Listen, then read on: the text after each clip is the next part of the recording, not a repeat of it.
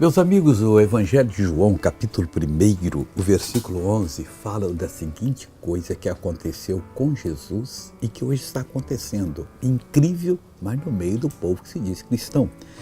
Veio para o que era seu, ele veio para os judeus, que tinha aliança com eles. Eles eram deles porque a aliança foi feita com Abraão, 2000 anos antes.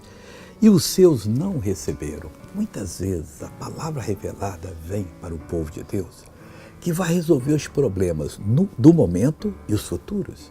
Mas o povo de Deus não recebe. Não, eu não quero ser de Deus dessa maneira, eu quero ser só um pouquinho, eu quero ser todo. Eu quero amar Jesus, quero que Ele me possua, o meu pensamento, as minhas ideias, as minhas faculdades de expressão. Eu quero que o Senhor me use de uma maneira que Ele vai ficar glorificado com a minha vida. Aí o que vai acontecer?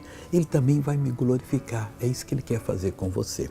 Veja uma pessoa abençoada, eu já volto. Eu dei derramo nesse joelho, né? Inchou muito, tirou água 2 vezes, e nesse também tirou água. Eu não dobrava a minha perna. Quanto tempo? Tem mais de 6 anos, 5 a 6 anos. 6 anos. Como é que você andava com essa perna dura? Dificuldade, né? Assim, mas eu andava... Agora, anda normal agora. Acabou. 6 anos, glória a Deus. Vamos orar agora. Pai, o Senhor Jesus veio para aqueles que eram dele. A aliança dizia isso. Durante 2000 anos o Senhor honrou o que fez com Abraão, Isaque e Jacó. E eles não entenderam, viraram-lhe as costas. Não deixe que o mesmo aconteça conosco. Nós queremos te conhecer, Deus, te amar, te servir. Pai, eu abençoo essa pessoa e digo, todo mal sai desta vida, em nome de Jesus. Amém.